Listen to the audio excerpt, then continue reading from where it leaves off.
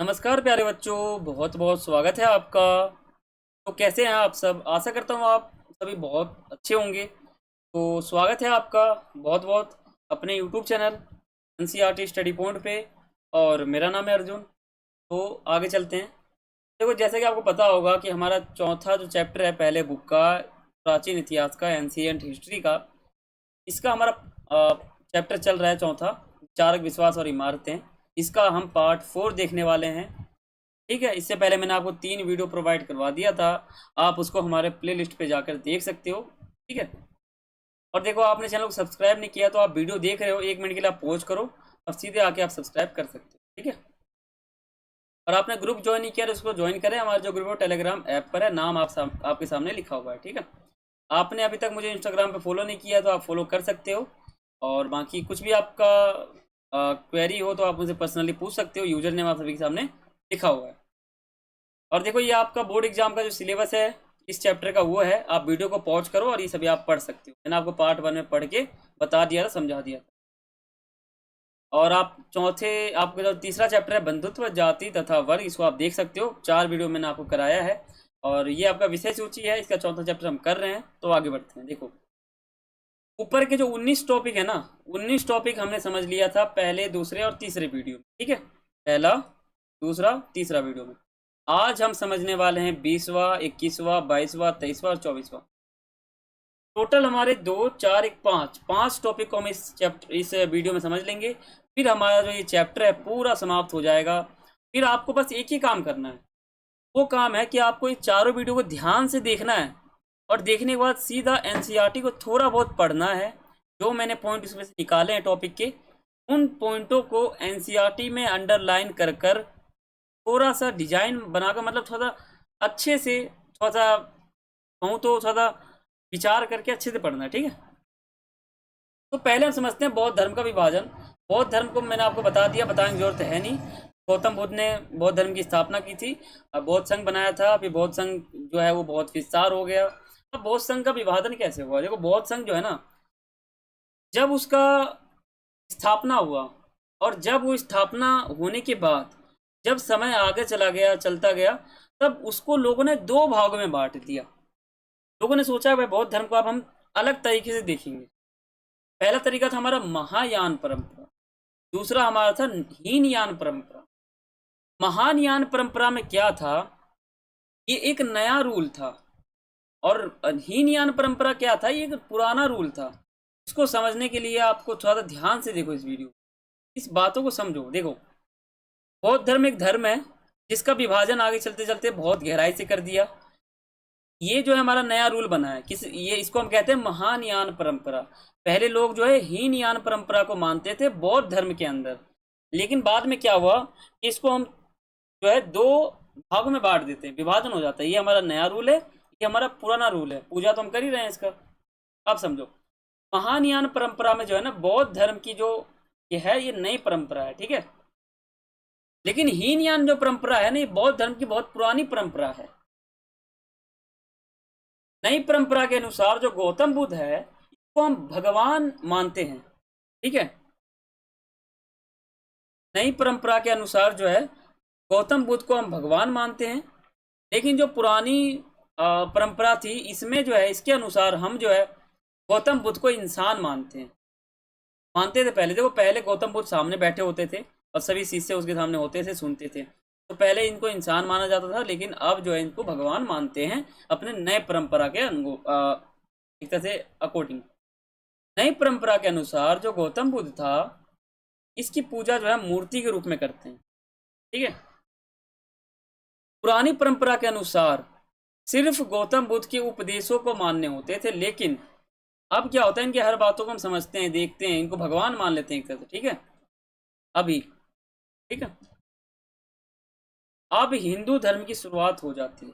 देखो, यहाँ से आप जो भी टॉपिक आप पढ़ रहे हो ना, ये पार्ट हमारा 4 चल रहा है, इसमें हमारा चैप्टर समाप्त हो जाएगा। तो अब हम जिस टॉपिक की बात करने वाले हैं वो है हिंदू धर्म। ठीक है, हिंदू धर्म। तो इसको समझते हैं, हिंदू धर्म क्या कहता है। पौराणिक हिंदू धर्म का उदय हो गया था। अब कब हुआ था? 6ठी शताब्दी ईसा पूर्व के आसपास हो जाता है हिंदू धर्म का उदय। छठी शताब्दी ईसा पूर्व, आप ऐसे समझो 600 मान सकते हो आप, 600 ईसा पूर्व, यही हो जाएगा इसका अर्थ। 600 ईसा पूर्व आते आते आपका ये जो चैप्टर है ना, इसका समय काल भी 600 ईसा पूर्व के आसपास है। 600 ईसा पूर्व से 600 ईस्वी। तो जो भी कहानी हम पढ़ रहे हैं ना, इन दोनों समय काल के बीच में ही पढ़ रहे हैं हम, इसके बाहर नहीं जा रहे हैं, इसी के बीच में पढ़ रहे हैं। और राजा किसान नगर भी हमने इसी के बीच में पढ़ा था। बंधुत्व जाति तथा वर्ग भी हमें इन्हीं समय काल के बीच में पढ़ रहे थे। समय काल का ध्यान रखो थोड़ा सा, क्योंकि हिस्ट्री है, थोड़ा समझना पड़ता है। देखो, छठी शताब्दी ईसा पूर्व का जो समय था, इसमें हिंदू धर्म का उदय हुआ। अब हिंदू धर्म डायरेक्ट नहीं हुआ, हिंदू धर्म जो है पौराणिक हिंदू धर्म का उदय हुआ। और हिंदू धर्म का उदय जो है ना, दो विचारधाराओं के साथ हो गया। विचारधाराएं इसमें दो थी। पहला हमारा जो विचारधारा था वो शिव को लेकर था, जो शिव जी थे इनको लेकर था। दूसरा, अब ऐसे मान लो, ऐसे मान सकते हो आप, हिंदू धर्म हो गया। इसमें विचारधाराएं थी, दो प्रकार की थी, वो मैं आपको आगे बताऊंगा। बाकी आप फोटो देख सकते हो, हिंदू धर्म में इन सब की जो है पूजा की जाती है ना, आपको भी पता होगा। ये कुछ हिंदू धर्म की जो है देवताओं की फोटो है। अब हम थोड़ा सा आगे चलते हैं। तो विचारधाराएं कौन सी, ये समझो, ये इंपॉर्टेंट है। पहला हमारा था वैष्णववाद, दूसरा था हमारा शैववाद। वैष्णववाद का मतलब है, इसमें हम विष्णु जी की आराधना करते हैं, पूजा करते हैं, और इसमें हम शिव जी की जो है आराधना करते हैं, पूजा करते हैं। शैववाद, शैव मतलब होता है शिव, वैष्णववाद मतलब वैष्णव जो है इसका मतलब होता है विष्णु जी। ठीक है, समझ रहे हो? शब्दों का मतलब है, शब्दों को आप मैच कर सकते हो, समझ सकते हो।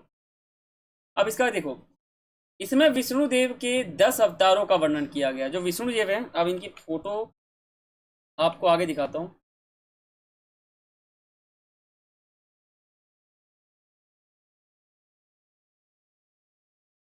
इनकी जो आराधना है ना, तो टोटल 10 अवतारों में मानते हैं कि जब पूरी दुनिया में जब पापियों का जो पाप है ना वो बढ़ जाता है, तो जो विष्णु देव हैं ये अलग अलग अवतार में आते हैं और पापियों का जो है वो सर्वनाश करते हैं।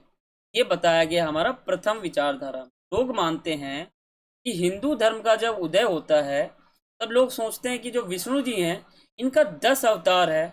जब पूरी दुनिया में जब पापी बढ़ जाता है या पाप जो बढ़ जाता है, तो ये अलग अलग रूप में आते हैं और पाप का जो है, पापियों का जो है वो सर्वनाश करते हैं। ये मानते हैं छठी शताब्दी ईसा पूर्व के आसपास आम जनता। ठीक है, अब शैववाद को भी समझ लेते हैं। देखो, शैववाद में क्या है, इसमें जो है ना हम शिव जी की आराधना करते हैं। हिंदू धर्म में शिव जी को जो है आराधना भी जो है ना हम दो रूप में करते हैं। अब जो देखो, शिव जी की आराधना भी हम दो रूप में करते हैं। क्या समझ रहे हो? विचारधारा दो है, पहला दूसरा। पहला तो हमारा सिर्फ यही है, लेकिन जो शैववाद है ना, इसमें हम शिव जी की आराधना दो रूप में करते हैं, दो प्रकार से करते हैं। आपको भी पता होगा, बिल्कुल पता है आपको। देखो, शिव जी की आराधना दो रूप में होता है। पहला मूर्ति, और मूर्ति को मंदिर में स्थापित किया जाता है, ये भी आपको पता होगा। देखो, जो मूर्ति है ना, कोई भी शिव जी का मूर्ति है तो हम मंदिर में रखेंगे। ठीक है, तो आराधना करने की दो तरीका है हमारा, लिंग और दूसरा है मूर्ति। या तो आप लिंग के रूप में करोगे आराधना, या तो सीधा सीधा मूर्ति में करोगे, है ना। देखो, जब पूजा करते हैं तो ऐसा कुछ दृश्य रहता है। ये जो है शिव जी का लिंग माना जाता है इसको, और इस पे जो है दूध चढ़ाते हैं, जल चढ़ाते हैं और आराधना करते हैं। ठीक है, पूजा करते हैं। तो ये कुछ है पूजा करने का दो तरीका। और जो मूर्ति है ना, इसको हम ऐसे रोड पे नहीं रखेंगे, इसको हम मंदिर में रखते हैं। और ये जो है इसको हम कहीं अलग जगह पे भी रख सकते हैं। ठीक है, लेकिन जो मूर्ति है ये सिर्फ मंदिर में स्थापित होते हैं, और मंदिर के आसपास चित्र बनाए जाते हैं। ठीक है, ताकि वो मंदिर जो है थोड़ा अच्छा लगे देखने में। समझ गए? ये कुछ, अगर आप दिल्ली साइड रहते हो ना, आपको थोड़ा वर्तमान समय का बताता हूँ ताकि आपको थोड़ा नॉलेज हो। आप महिपालपुर तो जानते ही होगे, तो उसी के पास की ये मूर्ति है। इसकी हाइट बताऊं तो बहुत है। मैंने पहचान के लिए इस व्यक्ति का रख रखा है। देखो, इस व्यक्ति को देख के आप समझ सकते हो इस मूर्ति की हाइट कितनी है। ठीक है, तो ये महिपालपुर का फोटो है, वहाँ पे इनकी मूर्ति लगी हुई है ना। समझ गए? तो ये भी एक मंदिर है, और ये मूर्ति जो है ना ये मंदिर में स्थापित हो रखी। और यहाँ आप नीचे आप देखोगे तो इनका लिंग भी दिखेगा, वहाँ पे भी पूजा हो सकता है। तो मंदिर बन गए, शिव जी की जो है हिंदू धर्म में आराधना भी शुरू हो गई। तो अब हम शिव जी के बने मंदिरों की विशेषता के बारे में समझेंगे। देखो, बौद्ध धर्म समाप्त हुआ, जैन धर्म जो है वो समाप्त हुआ। मैंने आपको क्या कहा था, इस चैप्टर में हम 3 धर्म को समझेंगे, हिंदू धर्म, बौद्ध धर्म और जैन धर्म। बौद्ध धर्म समाप्त हो गया, जैन धर्म हमने समझ लिया, हिंदू धर्म की शुरुआत हो गई। हिंदू धर्म में हमने 2 व्यवस्थाओं को समझ लिया, 2 विचारधाराओं को समझ लिया। अब शिव जी की आराधना भी शुरू हो गई, हिंदू धर्म में मान्यता बढ़ गई। अब हम बात करते हैं जो शिव जी की मंदिरें बनी थी वो कहाँ कहाँ बनी थी, उसकी विशेषताएं क्या थी, उसको समझ लेते हैं, फिर हमारा चैप्टर समाप्त हो जाएगा। देखो, आरंभिक 6ठी शताब्दी ईसा पूर्व में हिंदू धर्म में जो है मंदिरों की विशेषता हमें दिखती है। अब इसको भी समझाने के लिए बताता हूँ। देखो, ये ईसा पूर्व है, तो अब 0 मानो, ईसा मसीह का जन्म है 0, है ना। 6ठी शताब्दी ईसा पूर्व की बात चल रही है, 6ठी शताब्दी। 6 मतलब क्या होता है, 6। तो अब शताब्दी मतलब क्या होता है, शताब्दी मतलब क्या होता है, 100। तो क्या बन गया, 6 मतलब 6, शताब्दी मतलब 100, यानी 600। 0 यहाँ पर है तो 100, 200, 300, 400 ऐसे चलते हैं, 600 आ गए यहाँ पर, ठीक है। ये जो 600 का पूरा लंबा सा समय दिख रहा है ना, इस समय मूर्ति की विशेषता हमें हिंदू धर्म के अंदर दिखती है, खास करके शिव जी की, ठीक है। आरंभिक 6ठी शताब्दी ईसा पूर्व में हिंदू धर्म की मंदिरों की विशेषता क्या है। ये एक मंदिर आपके एनसीईआरटी बुक में दे रखा है, तो ये दर्शाता है कि शिव जी की मूर्ति बनी, और पहले ऐसी मूर्ति बनती थी, ये दर्शाता है आपके एनसीईआरटी बुक। एनसीईआरटी बुक के पेज नंबर कुछ होंगे, ये आप देख सकते हो वहां जाके सीधा, ये आपके एनसीईआरटी बुक का है। देखो, पहले जो मंदिर है ना, वो चौकोर कमरे जैसा बनता था। अब एक कमरे में रहोगे आप तो कैसा होता है, चौकोर सा होता है। तो इसका जो ढांचा देख रहे हो, एकदम चौकोर सा है, कमरे जैसा है ना, देख रहे हो, कमरे जैसा है। लेकिन आजकल की हम मंदिरों की विशेषता की बात करें ना, तो आजकल मंदिरों की विशेषता बड़ा अलग था।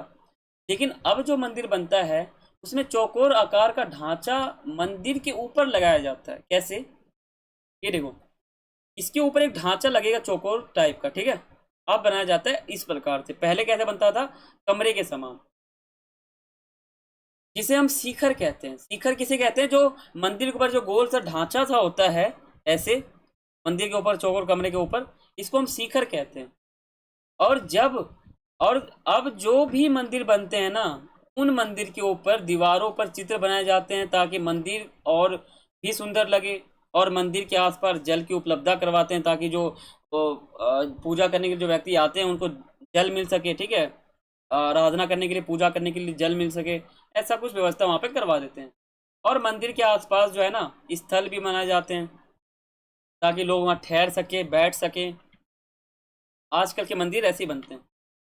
देखो, ये आपके एनसीईआरटी बुक में दे रखा है पुराना मंदिर, लेकिन अब कैसा बनता है, तो आप कहोगे इसके ऊपर एक डिजाइन बनता है जिसे हम शिखर कहते हैं। ध्यान रखना, क्वेश्चन आ सकता है कि मंदिर के ऊपर जो गोल सा डिजाइन बनता है उसको डैश कहते हैं, ऐसे आ सकता है। तो आप आंसर लिख सकते हो शिखर कहते हैं। देखो, आजकल का मंदिर ऐसा है, ऐसा देख रहे हो, ऊपर सा है, ये कमरे के डिजाइन का है ना, ये देखो, तो ऐसा ऊपर से डिजाइन सा होता है, इसे हम शिखर कहते हैं।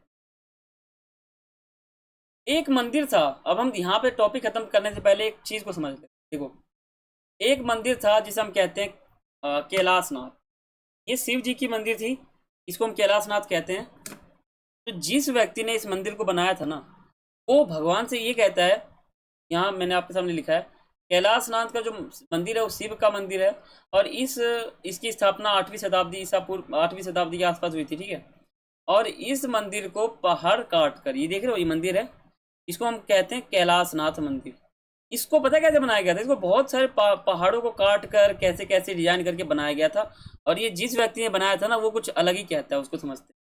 और इसको बनाने वाला जो व्यक्ति है ना, वो अपना आश्चर्य इस तरीके से व्यक्त करता है कि हे भगवान, मैंने ये क्या बना दिया। ऐसे कौन बोलता है, जो व्यक्ति ने इस मंदिर को बनाया। आप ही सोचो, पहाड़ को काटने के बाद ऐसा ऐसा बना दिया, ये चमत्कार हो जाता है, ठीक है। तो ऐसा वो व्यक्ति कहता है कि मैंने ये कैसे बना दिया। ये लास्ट टॉपिक है हमारा, अनजाने को समझने की कोशिश, एनसीईआरटी का बिल्कुल लास्ट का लास्ट टॉपिक है। ये टॉपिक समझ लो आप, आपका ये चैप्टर समाप्त हो जाएगा। देखो, अनजाने को समझने की कोशिश, इसका मतलब क्या है, क्या समझाने की कोशिश यहाँ पे की जा रही है। देखो, इसमें हम भारतीय मूर्ति कला की बात करेंगे। जब 19वीं शताब्दी में यूरोप कि बहुत सारे विद्वान भारत आए थे, तब उन्होंने भारत के बहुत सारी मूर्तियों को देखा। हिंदू धर्म की जो मूर्तियां थी कुछ इस प्रकार से थी, मान लो इनको मान सकते हो, इनको मान सकते हो, इनको मान सकते हो। इन सभी प्रकार की जो मूर्तियां है ना, वो देखा किसने? 19वीं शताब्दी के आसपास, 19वीं शताब्दी ईसा पूर्व, यानी 1801 से लेकर 1900 के बीच का जो समय है ना, इसको हम कहेंगे 19वीं शताब्दी। ठीक है, 19वीं शताब्दी। इस समय ये लोग आए थे और इन्होंने बहुत सारे मूर्तियों को देखा। ठीक है, बहुत सारे देखा, उन्होंने सोचा अरे क्या बना हुआ है, मैं समझ नहीं आ रहा, लेकिन ऐसा सोच रहा है वो लोग, ऐसा सोच रहे थे कि बहुत ही अनोखा है, इनके पास एक हाथ, दो हाथ, तीन हाथ, चार हाथ है, इनके पास भी एक हाथ, दो हाथ, तीन हाथ, इनके पास हाथ में ये है, एक दो, ऐसा वो लोग सोच रहे थे। अब यहाँ पे बात की जा रही है अनजाने को समझने की कोशिश। जो लोग ये मूर्ति की विशेषता नहीं समझ पाए ना, वो आगे जाकर इन मूर्तियों की विशेषता को समझ सकते हैं, समझ जाते हैं, उनको समझते हैं। इनकी फोटो देख लो, या इनकी फोटो देख लो, इनकी फोटो देख लो। अब हम समझते हैं ये आखिरी पॉइंट। तो यूरोपीय जो है ना, यूरोप के जो लोग हैं, इन मूर्ति को समझ नहीं पाए, बिल्कुल भी नहीं समझ पाए। लेकिन यूरोप के जो विद्वान थे ना, वो इन मूर्ति को भी नहीं समझ पाए। तब इन्होंने इन मूर्ति को समझने के लिए भारत की मूर्ति को यूनान की मूर्तियों के साथ मैच किया। क्योंकि पता है क्या था, भारत जो देश है और यूनान जो है, इन दोनों की जो मूर्ति है ना, इन दोनों की मूर्ति में थोड़ी बहुत समानताएं थी, थोड़ी बहुत बातें सेम थी, इसलिए मैच किया। क्योंकि यूनान की जो मूर्ति है ना, भारत से मिलती जुलती। तब यूरोप के लोगों ने भारत की मूर्ति कला की अहमियत को समझा। ठीक है, ये मूर्ति है, ये मूर्ति, सभी मूर्ति को अहमियत को जो है, यूरोप के लोग, यूनान के लोग सभी इसको समझ गए। तो हम यहाँ पर जो है हमारा चैप्टर पूरा समाप्त हो जाता है। ठीक है, तो यहाँ पे जो हमारा चैप्टर है पूरा समाप्त हो जाता है। आपने समझ लिया, यहाँ पे मैंने आपको बौद्ध धर्म बता दिया। ठीक है, मैंने आपको जैन धर्म बता दिया, हिंदू धर्म बता दिया, और हिंदू धर्म में किन की पूजा की जाती है, किन के विचारों के साथ की जाती है। ठीक है, और बाकी इसके बाद हमारा चैप्टर आएगा यात्रियों के नज़रिए, वो मैं आपको बिल्कुल विस्तार से बताऊंगा। तो अब हम अपने अगले वीडियो में मिलेंगे, और बाकी आप इस चैप्टर को, इन चारों वीडियो को आप जरूर देखना। ठीक है, हमारे 4 वीडियो हैं इस चैप्टर के, चारों वीडियो को आप ध्यान से देखना, एनसीईआरटी बुक को पढ़ना, और फिर जो हमारा 5वां चैप्टर का वीडियो है यात्रियों के नज़रिए, उनको आप देखना। ठीक है, मैं आपको इतना कहना चाहता हूँ कि आप चैप्टर को पढ़ना और फिर बुक को पढ़ना, तो आपको दुनिया की कोई चीज़ पढ़ने की जरूरत नहीं है। आप मेरी वीडियो को देखना और बुक को पढ़ना, और स्कूल में टीचर जो पढ़ाते हैं उनको पढ़ लेना, उनको भी आप मत पढ़ना, स्कूल में जो पढ़ाते हैं उनको भी मत पढ़ना, लेकिन मेरे वीडियो को और बुक को पढ़ लोगे तो आपका काम चल जाएगा। 90+ आपके नंबर आ सकते हैं हिस्ट्री के अंदर। ठीक है, ये मैं आपको कह रहा हूँ। और बाकी आप सब्सक्राइब जरूर करें, बहुत ही इंपॉर्टेंट है। ठीक है, और कुछ भी आपको पूछना हो तो आप कमेंट कर सकते हो, अपना फीडबैक जरूर लिखना कि आपको ये चैप्टर कैसा लगा, बाकी मैंने आपको कैसे समझाया। ठीक है, वीडियो लंबा बन चुका है, पहला वीडियो भी हमारा 44 मिनट का था, दूसरा हमारा 23-24 मिनट का था। ठीक है, तीसरा भी थोड़ा लंबा बन चुका है। बाकी आप इन सभी वीडियो को देखना, समझना। ठीक है, तो मिलते हैं अपने अगली वीडियो में, तब तक के लिए सभी को थैंक्स फॉर वॉचिंग। जय हिंद, जय भारत।